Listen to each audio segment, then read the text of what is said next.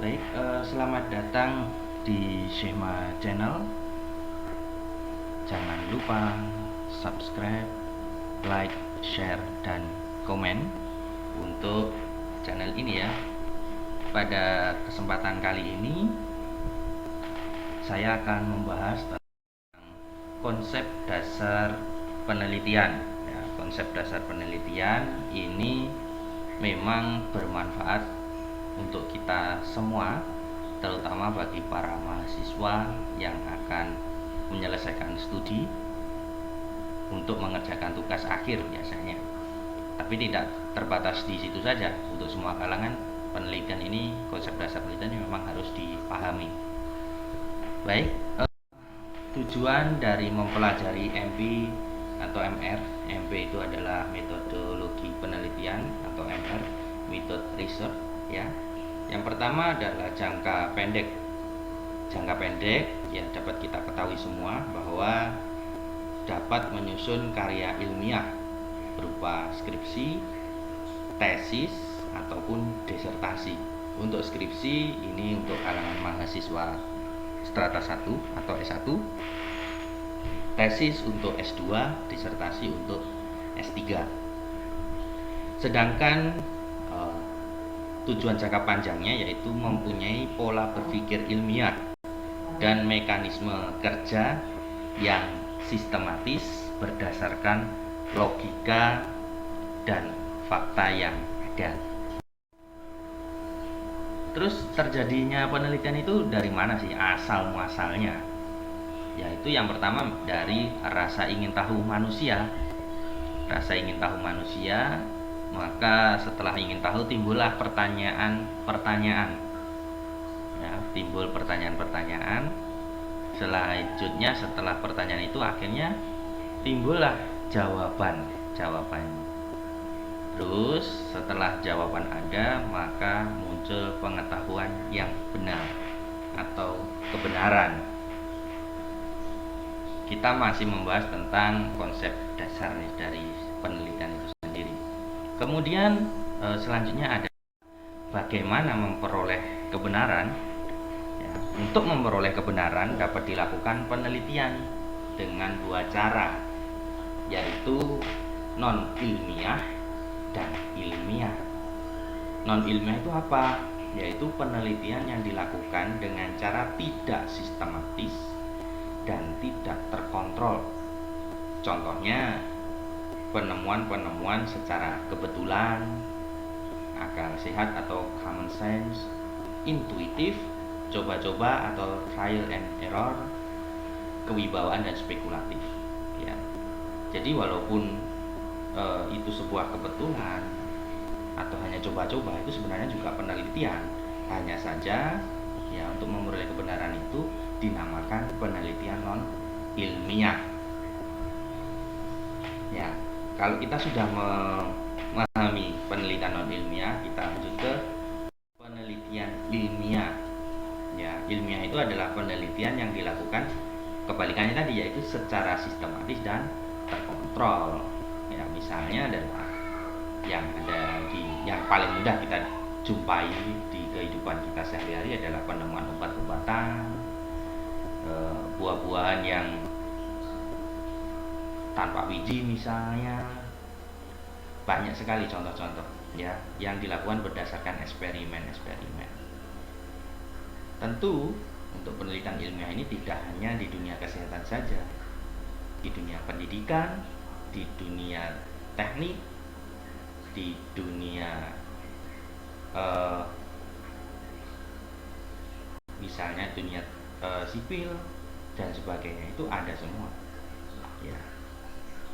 Kemudian arti dari penelitian ilmiah yaitu mengikuti ketentuan-ketentuan dalam ilmu yang menguraikan penjelasan berdasarkan pola berpikir ilmiah ya. Pola berpikir ilmiah itu ya sesuai dengan yang ada, tidak mengada-ada, memuat proses kegiatan dalam rangka memperoleh penjelasan tentang sesuatu hal atau masalah yang dilaksanakan secara sistematis, logis, dan dapat dipertanggungjawabkan Sehingga biasanya kalau mahasiswa di tugas akhir itu dalam penyelesaian skripsi, tesis maupun disertasinya itu pasti harus mempertanggungjawabkan di depan dewan penguji.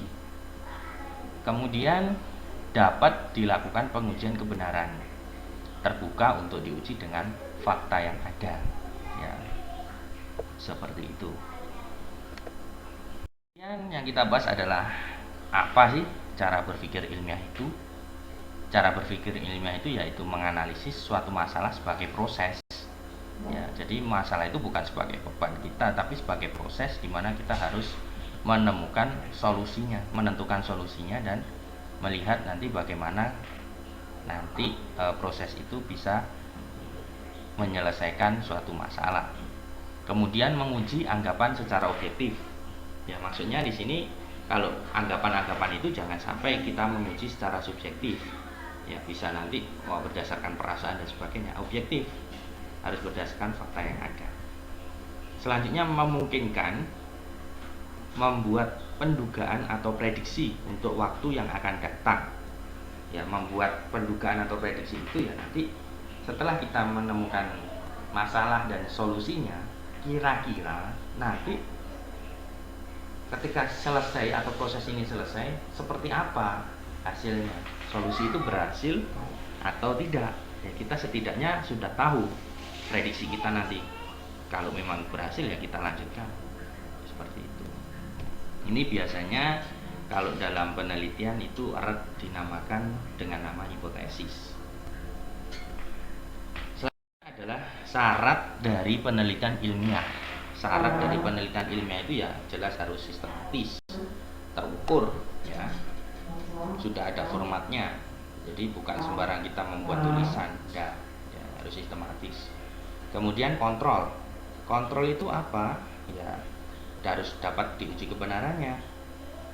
Selanjutnya kemampuan menduga atau meramal. Meramal ini bukan meramal yang dimaksud adalah seperti yang ada di televisi itu, tetapi membuat hipotesis. Ya, nanti setelah penelitian kita itu kira-kira nanti jadinya seperti apa, hipotesisnya seperti apa, dugaan sementaranya seperti apa. Kemudian yang terakhir adalah menggeneralisasi, ya, umum. Sini maksudnya menggeneralisasi itu kegiatan penelitian kita itu ya memang harus general kalau bisa untuk khalayak umum, bukan untuk diri kita pribadi, diri kita sendiri, seperti itu. Selanjutnya adalah manfaat penelitian, yaitu untuk memperoleh penjelasan berdasarkan keingintahuan tentang suatu hal. Ya, jadi kalau kita ingin tahu suatu hal, terutama yang erat kaitannya tentang pola pemikiran ilmiah kita, ya kita harus melakukan penelitian biar manfaat ini kita rasakan. Kemudian unsur-unsur dari penelitian, ya, unsur-unsur penelitian itu yang pertama adalah preposisi. Preposisi itu apa? Preposisi itu suatu pernyataan yang terdiri dari satu atau lebih dari suatu konsep. Jenisnya ada aksioma, postulasi, teorema, dan juga hipotesis. Ya, penjelasannya unsur penelitian itu ya aksioma. Aksioma itu pernyataan yang sudah dianggap benar sehingga tidak perlu dilakukan uji kebenaran. Itu aksioma. Kemudian adalah postulasi. Postulasi itu apa ya? Postulasi itu yaitu suatu pernyataan di mana kebenarannya telah dibuktikan secara empiris. Selanjutnya adalah teorema. Teorema itu pernyataan yang dideduksi dari aksioma ataupun postulasi. Dan yang terakhir adalah hipotesis. Hipotesis itu suatu pernyataan yang dirumuskan dalam bentuk yang dapat diuji, yaitu hipotesis. Kemudian kalau tadi yang pertama adalah preposisi, yang berikutnya adalah konsep. Konsep ini kalau dinyatakan dalam istilah adalah suatu pernyataan yang menggambarkan hal-hal atau benda-benda yang sifatnya umum, kemudian konkret atau abstrak, kemudian sederhana atau rumit. Nah, seperti itu. Nah, berarti konsep itu apa? Konsep itu terdefinisi agar memberi pengertian yang sama, kemudian dapat diukur dalam bentuk variabel, ya, konsep yang mempunyai variasi nilai. Kemudian indikator itu adalah beberapa variabel seperti itu. Itu tadi yang konsepnya adalah asumsi. Asumsi itu yaitu pernyataan yang berperan sebagai titik tolak untuk mempelajari suatu gejala atau variabel maupun hubungan di antara variabel. Dari teori-teori yang ada dapat dikemukakan asumsi-asumsi tentang keadaan atau hubungan variabel-variabel yang tercakup dalam permasalahan sebuah penelitian. Dan hipotesis, ya, untuk permasalahan penelitian yang didasari oleh asumsi-asumsi dari kerangka teori ilmu itulah yang memungkinkan untuk menjawab suatu permasalahan penelitian dengan baik. Itu adalah pengertian dari asumsi itu sendiri. Selanjutnya adalah prosedur atau tahapan penelitian ilmiah. Ya, ini secara umum, prosedur secara umum, ya. Kan penelitian jenisnya ada banyak, tapi secara umum dimulai dari perumusan masalah. Perumusan masalah berikutnya adalah perancangan penelitian. Terus setelah perancangan penelitian adalah pengumpulan data. Selanjutnya setelah data terkumpul, kita lanjut ke pengolahan data. Data diolah, akhirnya kita bisa menyajikan data atau penyajian data.